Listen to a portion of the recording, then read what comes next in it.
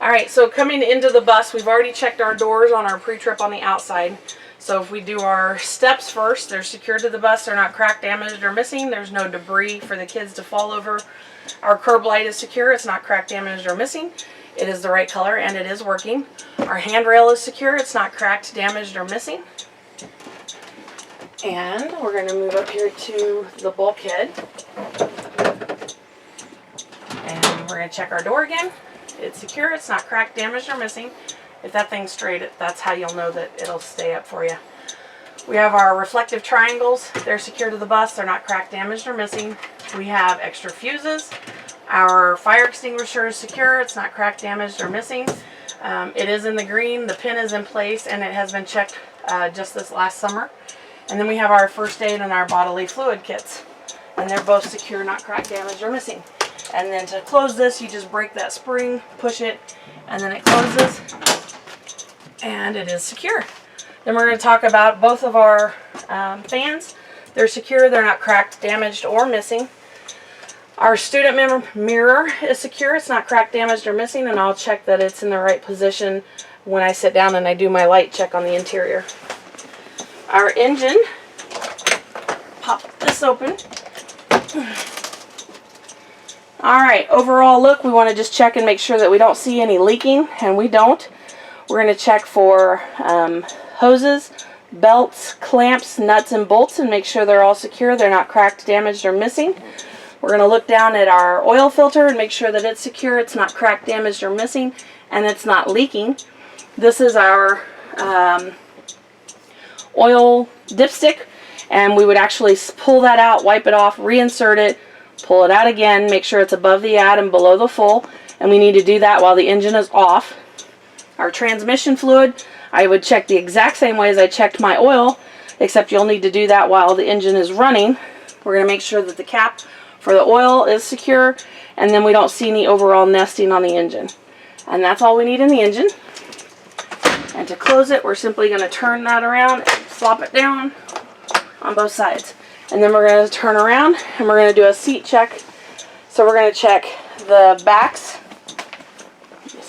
the backs and the bottoms of all of our seats. So you're going to give them all a tug and make sure that they're all secure. And then we're going to offer to go all the way to the back and check all of them. And I can do that if you'd like me to. Then we're going to look at our emergency exits. They all need to be clearly marked, both sides, and they are. And then we need to make sure that they actually open and that the alarm goes off. And they do. And it goes off when we shut that. I have 3 windows on this side and I have 3 windows on the other side. And I want to make sure all 6 windows, all of the alarms work and all of them open. We also have 2 roof hatches, one in the front and one in the back. I would also make sure that these completely open and that the alarms go off. And I can do that if you'd like me to. Hopefully they say no. And then we also have the rear exit. If you did not do the back of the bus and your pre-trip, you need to walk back there, open that rear emergency door so that it opens and that the alarm goes off on it as well. And you also need to check that seal on that back door. And then you can close it and make sure that the door is secure once it's closed. And then we'll move up and we'll pop our seat in the butt and do a dash check.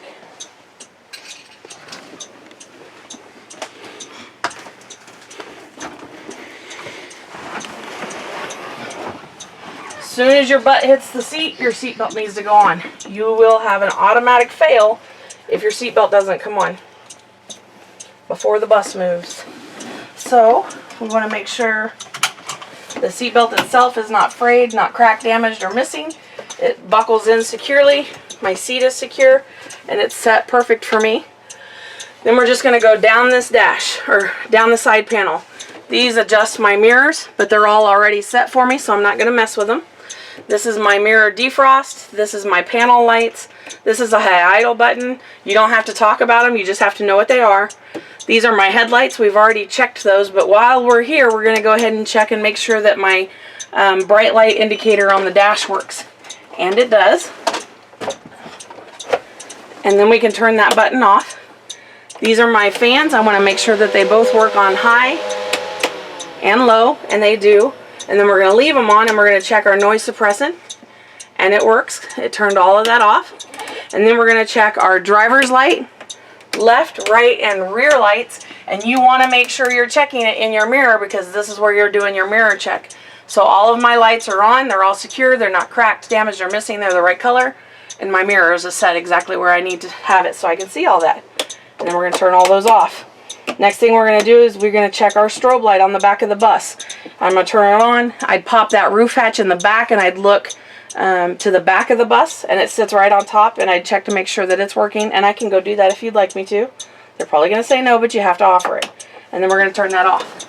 Then we're going to move over to our steering wheel, and we're going to check the handle first. So right now our hazards are on, and you can see that the dash lights work.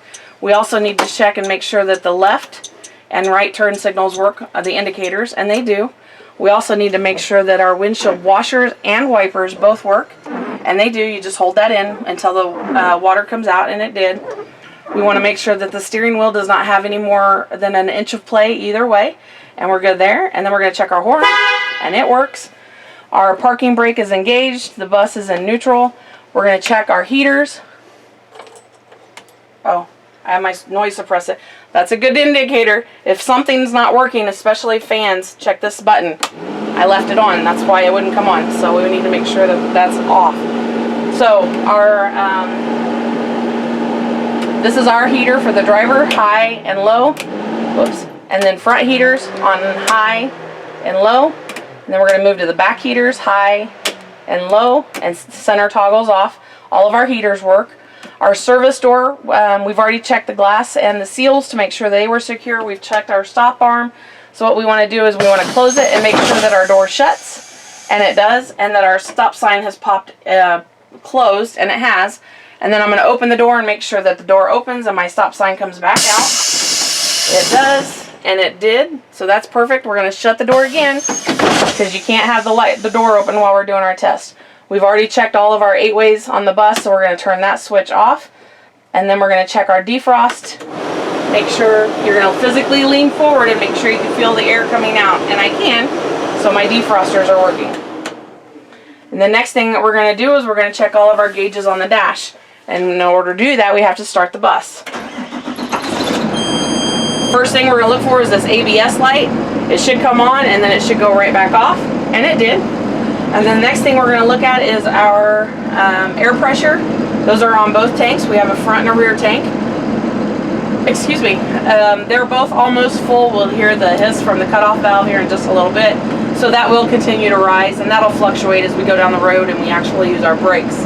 Everything on the dash, they want to know what it is and how it works. If it's not where it's supposed to be, what's going to happen while we're driving or idling to make it get to where it needs to be. Miles per hour, we're just idling, so obviously it's at 0. This is our coolant gauge. It's been sitting, so it's on the cold. As the bus continues to run, that'll rise, and it sits about in the center of that once it gets warmed up. My volts are running at 13.8, 13.9. Anywhere between 13.8 and 14.2 is average, so we're good there. My RPMs are running just under 1,000, which is normal for this bus. My oil pressure is about centered. That will also continue to rise as we drive, and it will fluctuate as we get out on the road. My DEF and my fuel gauge are both full. They will be full when you test. So it's showing those are working correctly. Next thing we're going to do is we're going to check our brakes. So this is the part that you have to memorize word for word on the back of that sheet. First thing we need to do is turn off the bus, turn the auxiliary power back on. And the very first part of this is you have to release this parking brake. 9 times out of 10, everybody forgets this. So we're going to push the brake, release that, and then we're going to put our foot on the service brake and hold it. And after the initial drop in pressure, that should not drop any more than 3 psi in 1 minute. And then we're going to time that. Whether you have a watch on, whether you count it in your head, you just have to wait 1 full minute. And it shouldn't drop at all. Da, da, da. There's going to be a lot of awkward silence during this part of the test. That's okay. Alright, so after a minute we haven't lost any pressure. We're going to continue to pump those brakes until we get to 60 psi. And then we're going to see that visual alarm and also the audible alarm. Once the brake pressure gets down between 20 and 45 psi, you're going to see the parking brake will engage.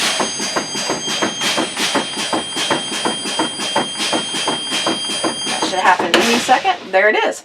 So now the tanks are completely empty. We are not going to go anywhere. We need to build the pressure back up in the tanks. But before we do that, we need to do what's called a safe start. We need to put the bus in reverse, and we're going to try and start it.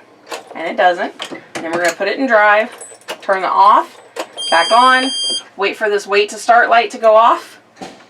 Try and start it. It doesn't start. And we're going to go through the rest of those gears. I can do that if you'd like me to, just to make sure it doesn't start anywhere other than in neutral. If they don't say anything, you continue going through the gears. If they say no, you're fine, then we're going to go ahead and just put it into neutral. And then we're going to turn it off, auxiliary power on, wait for the wait to start, and then we're going to start it. If for some reason it doesn't start, it just goes it's probably because you don't have this in neutral.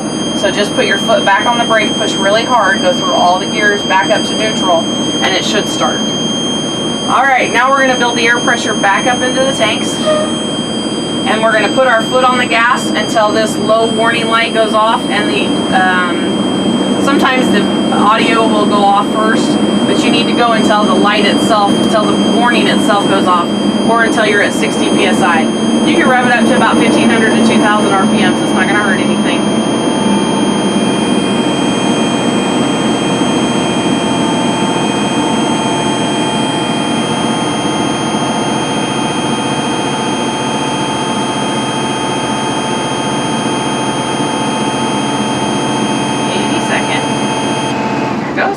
Alright, as soon as that goes off, you're going to take your foot off of the accelerator. And now the bus has to build naturally on its own power from 85 to 100 psi in 45 seconds. And there is no 85 and there is no 100 on there, but we have a 60, a 90, and a 120, so you should be able to gauge that. Should go from the middle of this one to the middle of that one in about 45 seconds. And so we're going to time it. Whether you have a watch, you go by that, you count it out, it doesn't matter, but we're going to time it. If they tell you you don't have to time it, then you can move to the next step. But if they don't say anything, you're going to time it. Alright, let's say they said don't worry about it. We're going to go ahead and give it some gas. The very last part of this is we're going to wait until the air pressure hits 120. On this particular bus, you'll hear the air cutoff valve go off, which is a kss on the outside right side.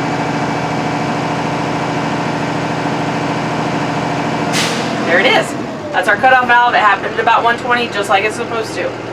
The very last part of our air brake system check. We've emptied the tanks, checked all our warning lights. We did our safe start. We filled the tanks back up, made sure that it built pressure in the right time allowed. The last part is we're actually going to check and make sure that they work. So the bus is in, the parking brake is engaged.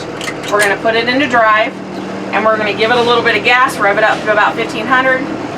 You'll feel the bus surge, but it won't move. That means our parking brake's holding just like it's supposed to. We're going to leave it in drive. We're going to release the parking brake. We're going to roll at 5 miles an hour. We're going to slam on the brakes, so hold on. Make sure you tell your instructor to hold on. And then we're going to slam on that parking brake to make sure that it stops. And they want you to punch it, so punch it hard. But you need to be rolling at 5 miles an hour. I don't have room in here, so I'm going to let it roll, but then I'm just going to stop it. We're going to make sure that that works. And it did. We brought us to a stop. We're going to roll 5 miles an hour again, and we're going to engage the parking brake, making sure that brings us to a stop. And it does. You're going to put the bus back into neutral, and then stop and take a second. Make sure that you think your way through everything on the pre-trip, and then when you're ready, you say, and that concludes my pre-trip. From here, as long as you haven't missed more than you're allotted, you're going to drive across the street, and you're going to do the cone work. You're going to do offside backing, you're going to do parallel parking, you're going to do 90 degree, one of those combinations of those. Once you pass that, then you'll go out and do your drive test.